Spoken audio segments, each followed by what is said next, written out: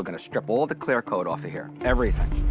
Then what's gonna happen is we're gonna mask off the checkering, okay? And we're gonna re-clear coat this in a urethane, okay? And then I think what we should do maybe is have Pam come here, and let's have Pam just do a recut on the checkering. Just check the borders and so on, because this gun is 50 years old. I mean, truthfully, the firearm itself is in very beautiful condition for being around 50 years old. It has a lot of good handling wear, meaning that it's been on a lot of hunting trips, and I know it has a lot of memories behind it.